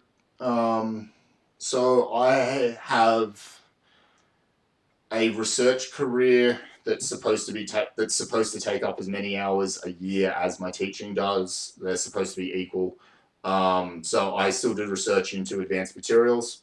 I'm also a co-founder of my startup company, MGA Thermal, which we're trying to commercialize our energy storage tech and take it public.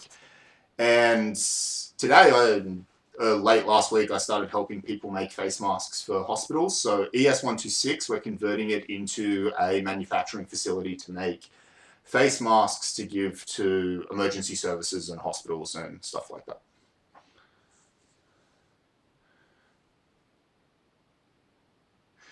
So during semester, yeah, you guys are my life's work. So I actually more or less abandoned my company for 3 months. I resigned all of my decision-making capabilities because you guys are my life for this period. I do nothing else. 100 hours a week on Eng 1500 through semester, and then switch back into research.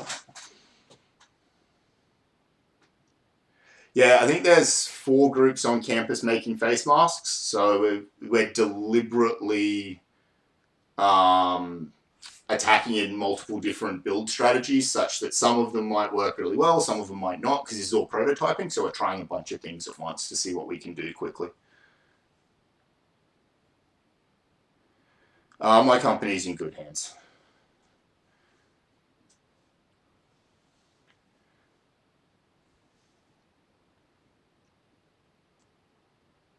Oh, you made 100. Awesome. Oh, that's so cool. So, Sean, it works. That production line, like that, was working.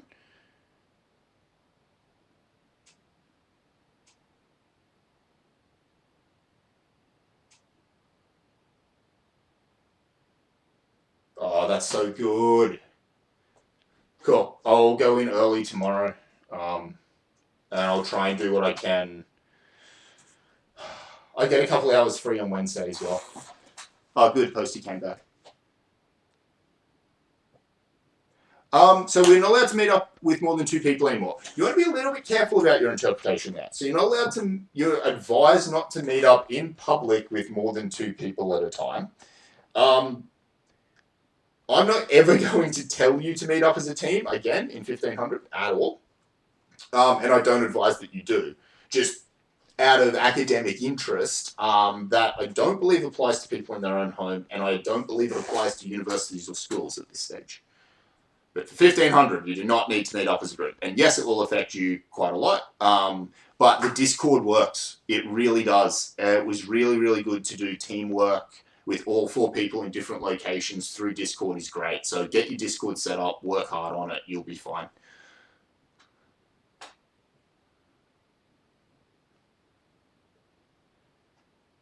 Yeah, Robot Workshops ran unbelievably well on Discord. So did software, so did a whole bunch of other ones. But even like mechanicals and aeros and stuff doing brainstorming sessions worked well on Discord. So,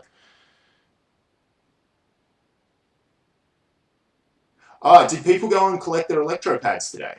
Did that work? I forgot to check. I think Steph emailed me.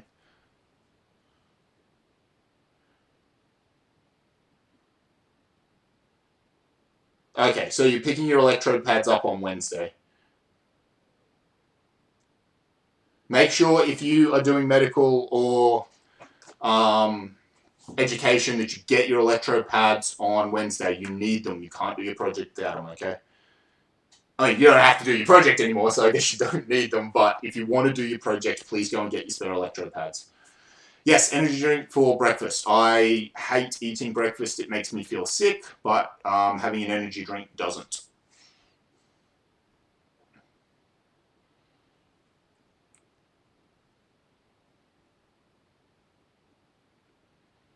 What does POG mean? Software Workshops POG on Discord. Is there a report for the video due next Monday? Should be. Should be stuff up on Blackboard for it. There should have been since before semester started. It's not a YouTube video. It's a Panopto video because I made these all before semester started. So go into Blackboard, go into assessments, grab the video there, grab the link there and put it in your browser and you should be able to get it.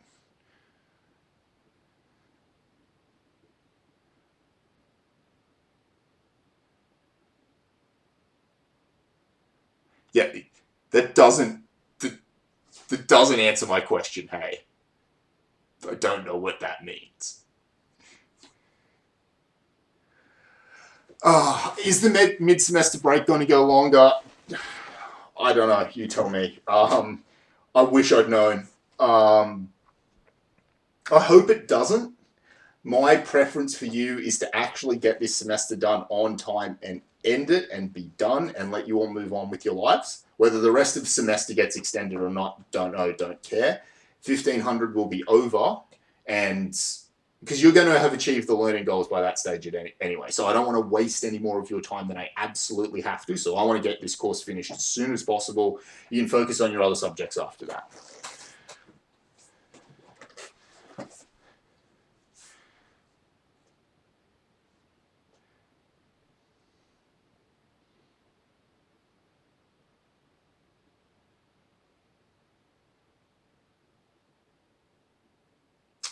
Play the game. Okay, now I understand. Can you build ventilators too? We're looking at designing, so this is another thing that we're doing today is designing a full face shield head thing that we can pump a fresh supply of air into. We're working on it. It's much more complicated because it's a suffocation risk if we get it wrong. So we're trying to make different things for the hospitals at this stage. We're just looking at what we can reasonably mass produce in, literally 2 days of design time.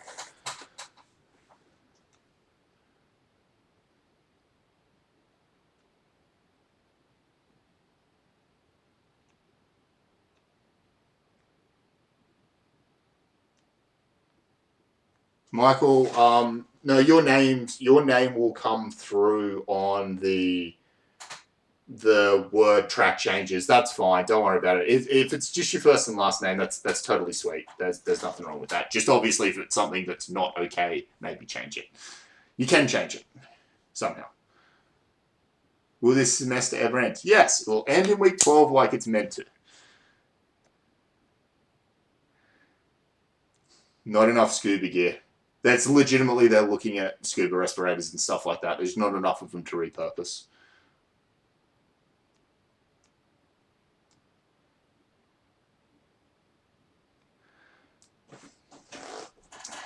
James, don't steal them, but maybe ask if anybody had some spares, or if you had a bunch of spares, and if you wish to donate them, maybe send me an email with a photo of what they are, and, we'll see.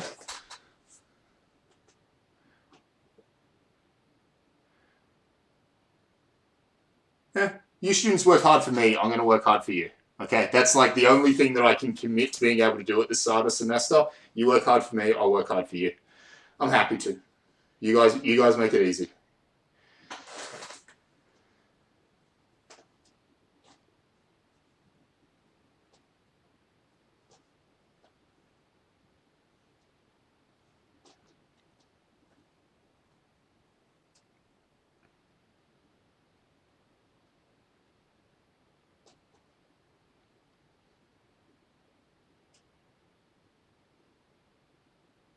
Never played PUBG.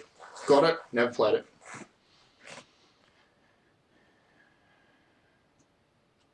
Reminder about sending the pads, the electrodes. To-do list. Let's add that.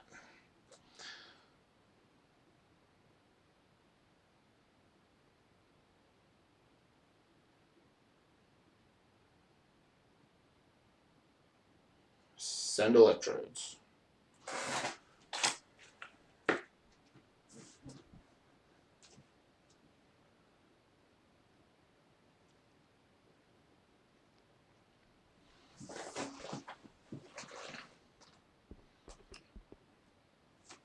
Spread the idea of a podcast as well. Math programming. You mean math and programming as separate things, or math programming as one thing? I mean, if it's easy to do, I'll talk to Brenton about how he's doing it, and we'll see if we can do that.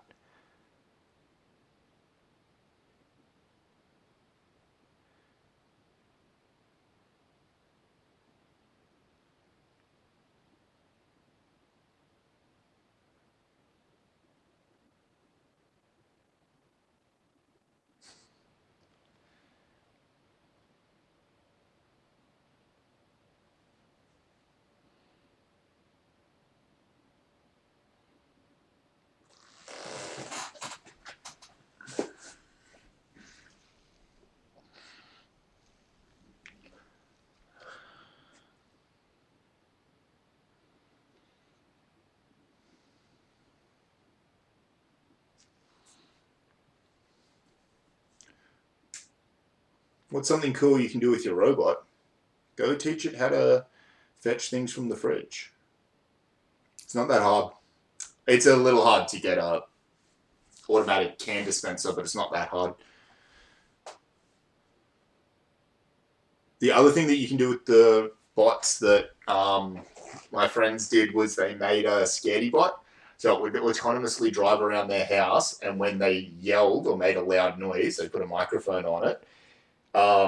It would go and try and find a shady corner and hide for a limited amount of time. Then it'd slowly crawl its way back out and drive around autonomously till you yelled at it again. And it'd go and try and find a couch or something to hide under. It's pretty fun.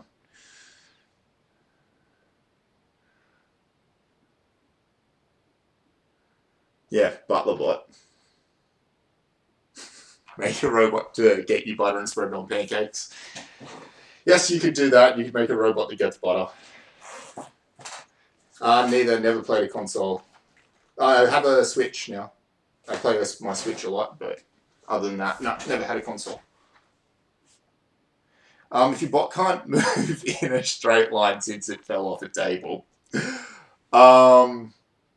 you should be using your encoders for that. So no bots drive in a straight line by themselves. You need to count encoder clicks and then constantly be going, oh, this one's had more clicks than the other one, up on the fly, up the PWM to that one, and decrease it to the other one, and it'll straighten it up. Also, stop testing your robot on a table if it doesn't drive straight.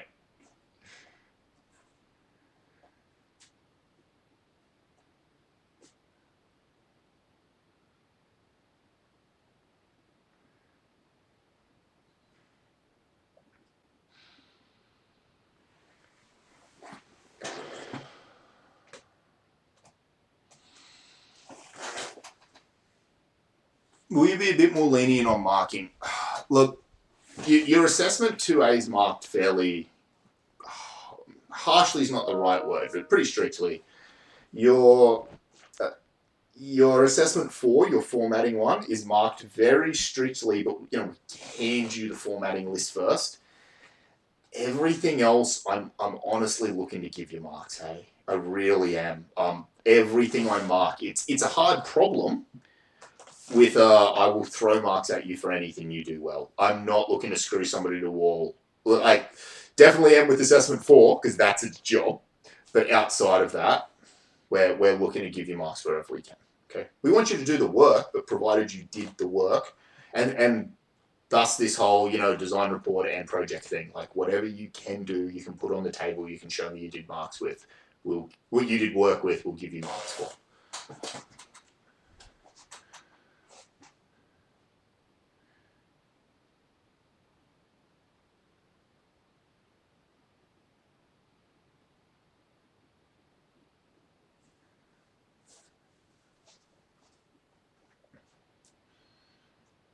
That's always been my philosophy. Realistic projects, lenient marking, except in assessment 4.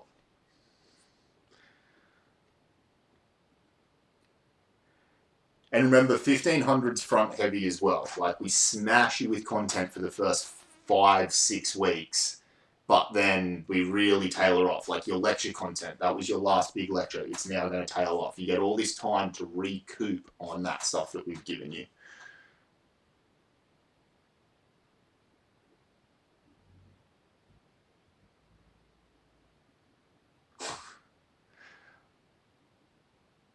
You shouldn't be scared of assessment 4. I literally give you the marking guide. Print it out, get a pen, go through it, and mark yourself.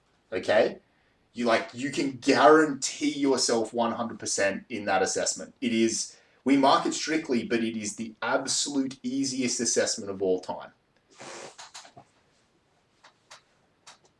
Oh, thank you. That lecture's really hard, so I'm glad that you liked it.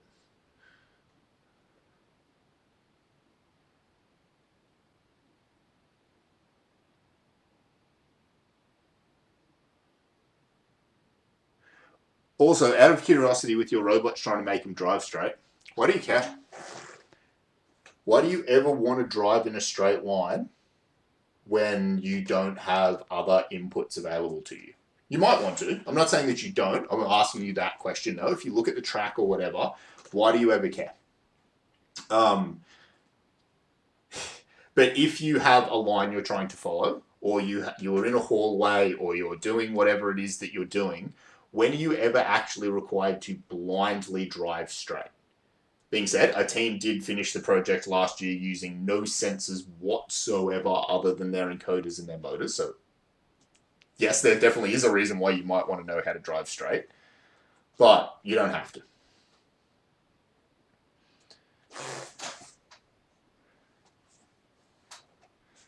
It's not easy to mess your assessment 4 up. I give you the marking rubric. Read it.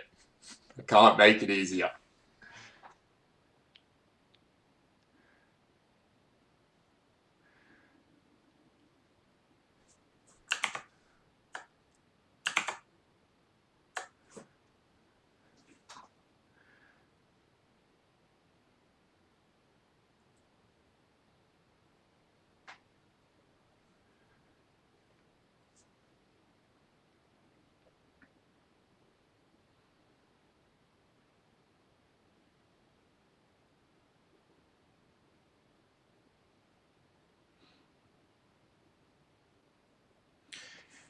Gap between the lines 20 millimeters. Yep.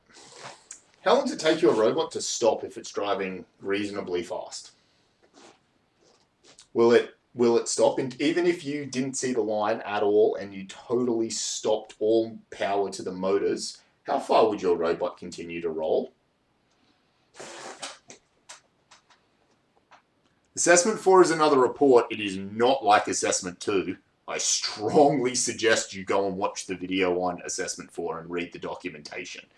Yes, it's a report, but it's targeting something totally different. One's targeting content, the other's targeting formatting.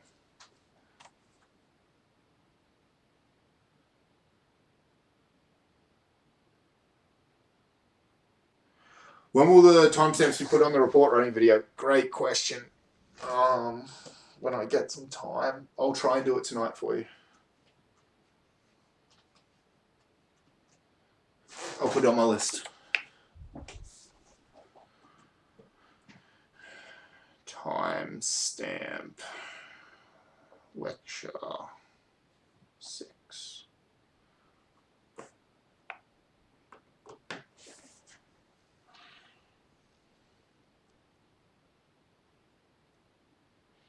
Now, the sooner I get it up, the more it helps people. The less questions you'll have, the better your experience. I'll try and get it up for you.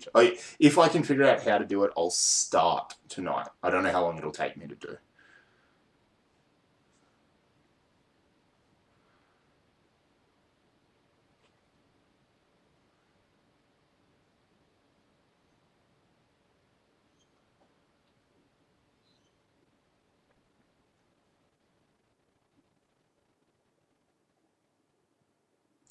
Oh, Lachlan, very annoying how the software server keeps clearing all the data. What do you mean? I mean, you're doing the software project and they keep clearing the server. Is that what's happening? I know they're in the process of moving it into the cloud at the moment.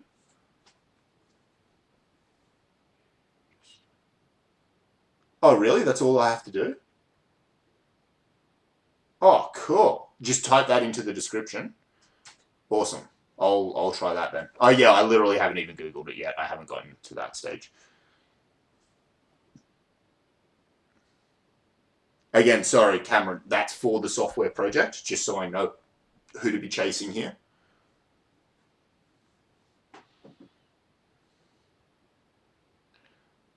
All right, I'll ask some questions about it. I don't know how well that'll go down. I'll add to my list.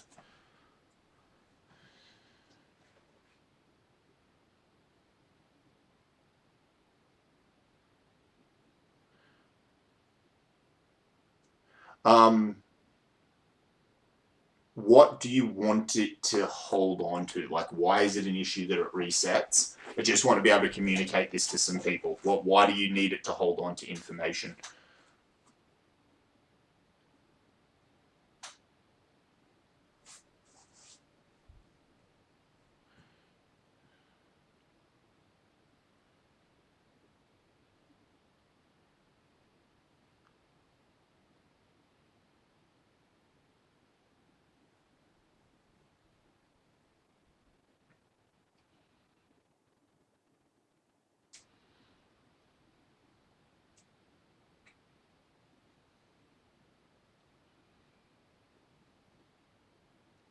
Okay. If this is going to continue happening, we'll probably build it into your project.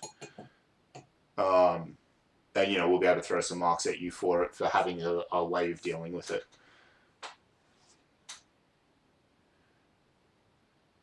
Because you want to store a whitelist of people.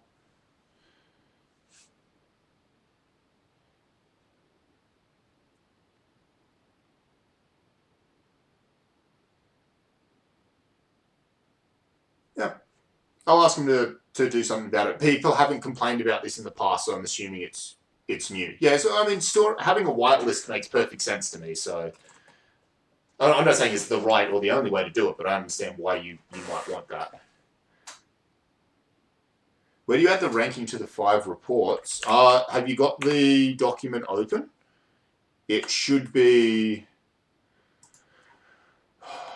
It should be obvious.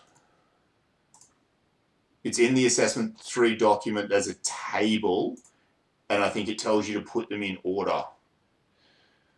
Oh, come on, Blackboard. Thank you. So assessment 3, assessment 3 doc.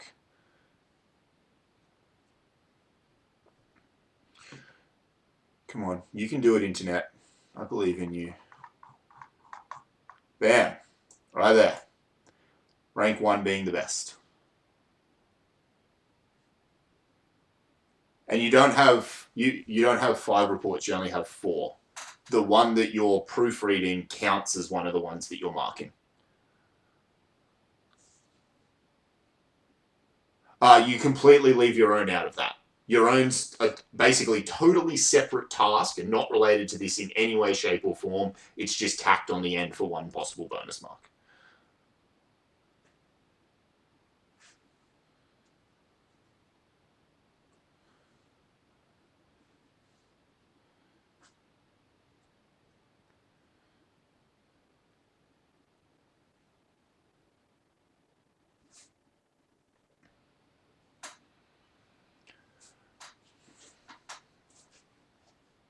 All right, it's 5-2. No, not what I want it to be. No. 43 of you still here. Do 43 of you still have questions? I'm happy to stay around if you still have questions. How do you assign marks for research for a discipline you don't know? You basically assign marks based on how well they can explain the information to you. So this is what the assessment was all about, right? You shouldn't have to know anything when you come in, and you should read it, and then you should know information. So if you've learned a lot by reading that report, then they should get good marks for the research. If you read it and it's confusing and convoluted and you don't understand it, then they should get bad marks for that.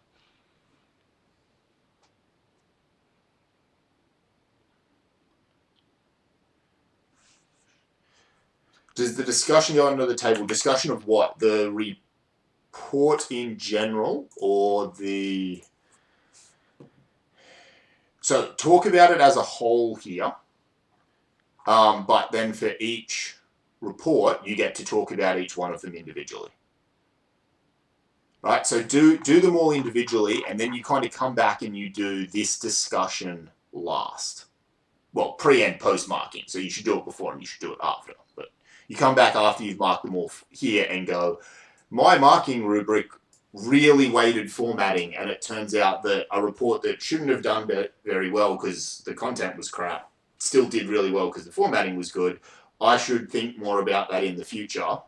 That goes here.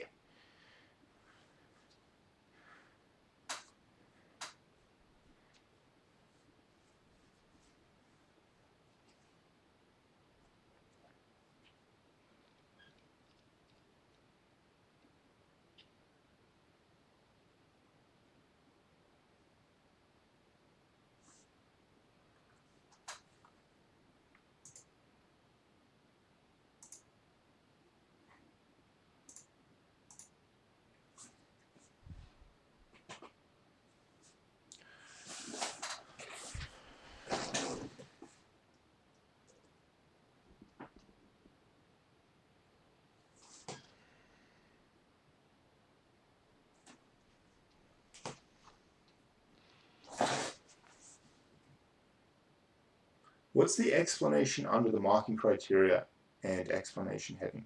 I don't understand your question.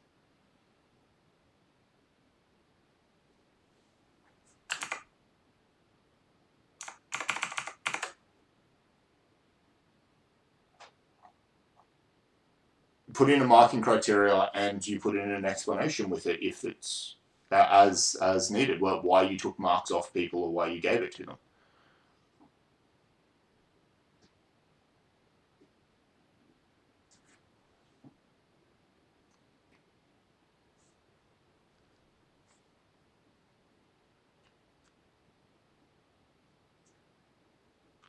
Does that answer your question? I'm a little confused about what you're actually asking. Okay, cool. Yeah, Sean, yes, I'll jump on Discord for a chat then. Is everybody all good? It is 6 o'clock. We are down to all 33 of you. If you're all good, I'm going to jump out. If you have further questions, I'll do a live stream on Friday night. So I'll talk to you then, and I'll see you all in your workshops for the chat. In your workshops on Discord this week anyway. So see you, team.